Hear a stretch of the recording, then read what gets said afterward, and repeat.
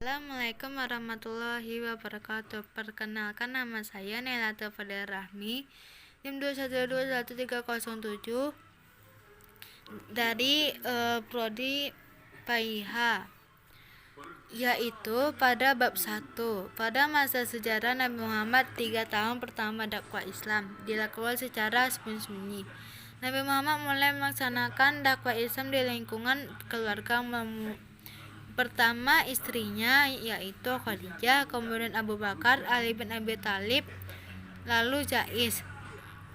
Pada masa Khulafaur Rasyidin, khalifah dipilih berdasarkan musyawarah.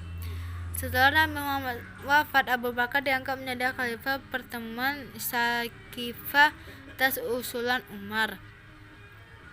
Daulah Umayyah berasal dari nama Umayyah ibnu Abdisyam ibnu Abdi Manaf, yaitu salah seorang dari pemimpin kabilah Quraisy pada zaman jahiliyah.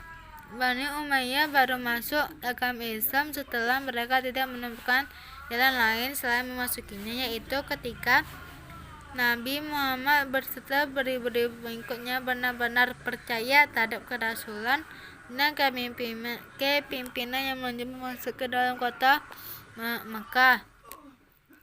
Zaman pemerintahan Abbasiyah yang pertama merupakan puncak keemasan dinasti ini.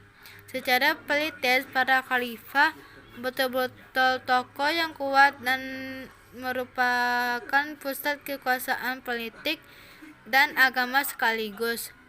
Di samping itu, dinasti Abbasiyah tahun 750 Masehi sampai 1208 Masehi juga merupakan dinasti yang menelurkan konsep-konsep keemasan Islam dalam hal pengembangan ilmu pengetahuan.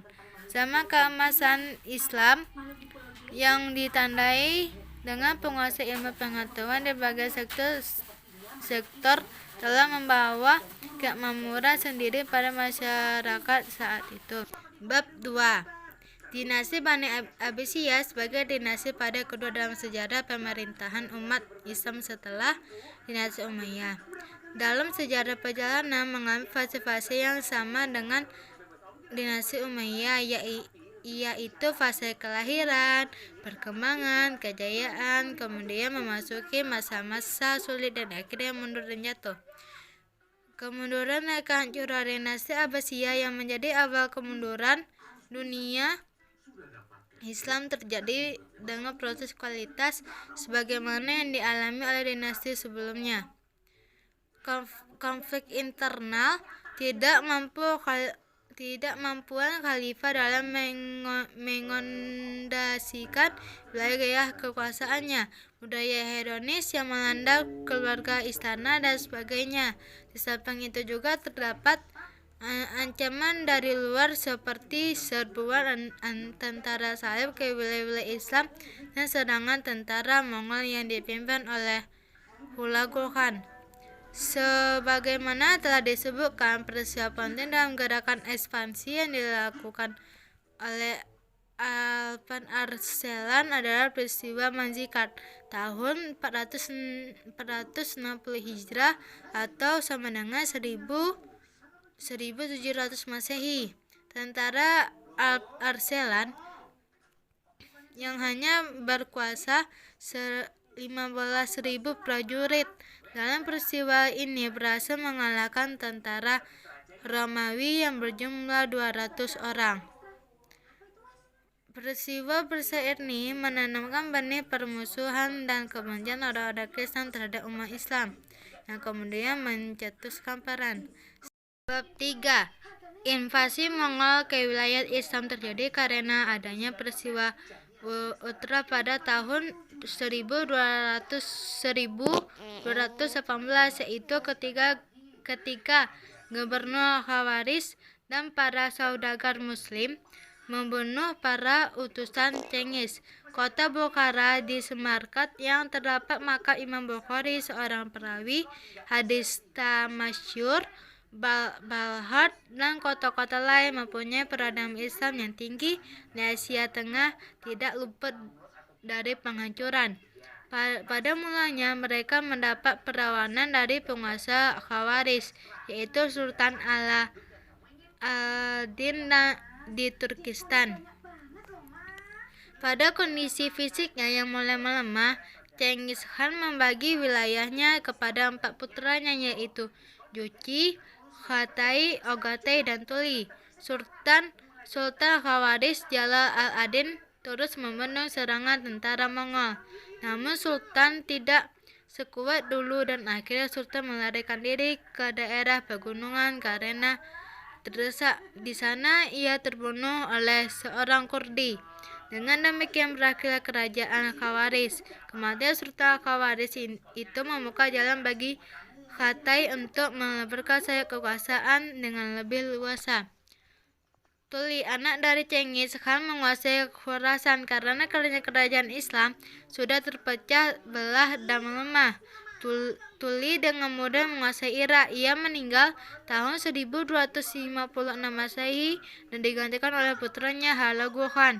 Tentara Mongol bersama Hulagu Khan yang berkuatan 200.000 orang tiba salah satu pintu Baghdad. Khalifah Al-Mu'tasim, penguasa terakhir Bani Abbas di Makkah, tidak mampu membendung tentara Al-Khalifah.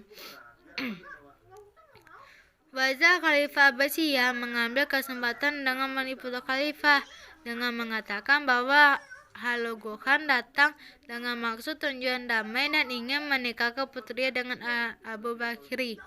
Putra Khalifah tersebut ia menyetujui dan keluar bersama beberapa orang dengan membawa hadiah untuk diserahkan pada putri Hulagu Khan. Selain Tugandar, Mahmud Ghazan, raja yang ketujuh dan raja selanjutnya, juga pemilih Islam. Dengan masuk Islamnya Mahmud Ghazan yang sebelumnya bersama Buddha, Islam meraih kemenangan sangat besar. Ghazan mulai memperhatikan perkembangan peradaban. Ada dampak positif dan negatif dari serangan Mongol, terutama setelah Baghdad jatuh ke tangan Mongol. Dampak negatifnya tentunya lebih banyak, seperti kehancuran terjadi mana-mana akibat serangan Mongol dari wilayah timur hingga ke barat.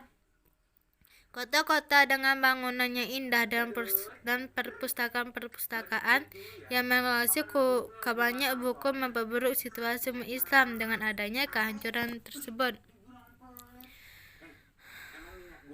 Dan pembunuhan terhadap semua umat Islam yang tidak berdosa seperti yang dilakukan Arghun yang membunuh Tugandar karena masuk Islam. Ada pula dampak positif dengan berkuasa dinasti Mongol ini. Setelah para pemimpin memeluk agama Islam, mereka dapat menerima masuknya agama Islam disebabkan karena mereka berasimilasi dan bergaul dengan masyarakat Muslim dengan jangka waktu panjang, seperti dilakukan Ghazan yang menjadikan Islam sebagai agama resmi kerajaannya. Bab 4. Bangsa Mongol bersama pemimpinnya datang ke daerah Islam. Sesungguhnya datang untuk menghancurkan umat Islam pada saat itu, seperti Sultan Khawarij dan Khalifah Abbas yakni Al-Mu'tasim. Invasi Mongol tersebut terhadap negara-negara Islam adalah tragedi besar yang tidak ada tandingan sebelum dan sesudah, kendati sebelumnya didahului perang salib. Apalagi melihat peristiwa hancurnya ibu kota dinasti Al-Abbasiyah yaitu Baghdad. Bab 5. Kesuksesan yang diraih oleh Hulagu Khan dalam menghancurkan Baghdad tahun 1250 Masehi dalam mengantarkannya mendirikan suatu kerajaan Mongol dengan gelar Iksan. Baghdad dan daerah-daerah yang sudah ditaklukkan selanjutnya diperintah oleh dinasti Iksan, dan umat Islam dipimpin oleh Hulagu Khan, seorang raja yang beragama Syamanisme. Toleransi beragama ditegakkan pada masa pemerintahan Hulagu Khan. Masa pemerintahan dinasti Khan adalah 1258 sampai 1343 Masehi. Dinasti Khan dipimpin oleh 16 raja. Dia memerintahkan selama 17 tahun 1265 Masehi sampai 1282 Masehi. Khazan pemimpin yang mandiri. Ia membangun kembali semua institusi yang telah dirusak leluhurnya seperti sekolah, madrasah, perpustakaan, masjid, observatorium, dan lain-lain. Dengan kata lain, Khazan merupakan seorang ilmuwan yang pandai dalam berbagai bidang disiplin ilmu seperti arsitektur, astronomi, kimia, pengrajin emas, dan lain-lain. Setelah sekian lama dalam masa perkembangan dan kejayaan, pada giliran dinasti Khan menuju fase berikutnya, yakni masa kemunduran. Kelemahan pemimpin, bencana kelaparan, perpecahan, perebutan kekuasaan di antara para keluarga dinasti Khan, dan juga serangan oleh raja yang suka berekspedisi untuk melakukan penaklukan terhadap dinasti lainnya, di antara lain adalah dilakukan oleh Timur Leste. 6. Atau bab terakhir, dinasti Mamluk merupakan salah satu bangsa yang berpengaruh terhadap peradaban Islam. Bahkan para ahli mengakui pengaruh mereka begitu terasa antara pada kedua abad ke-13 hingga awal zaman modern. Pendiri dinasti Mamluk atau Mamalik adalah para budak kulit putih yang awalnya ditawan oleh dibeli penguasa dinasti Ayyubiyah. Mereka kemudian dididik dan diajarkan tentara di sebuah tempat yang terpisah dari masyarakat. Seiring berjalannya waktu, para Mamluk menjadi satu-satunya perangkat militer di beberapa negara Islam seperti dinasti Mamalik. Puncak kejayaan dinasti Mamluk. 1. Pemerintah Babiyar. Sultan Mamluk yang berjaya adalah Al-Malik Al-Azhar Rukun Al-Adia Baibar Al-Buduk 1260 sampai 277. Al-Salih kemudian mengangkatnya sebagai pemimpin pasukan pengawal. Setelah itu karya militernya berjalan lancar dan cepat. Menurut Philip Kahiti, Baibar menjadi Mamluk agar pertama penguasa pendiri sejarah kekuasaan Al-Mamluk.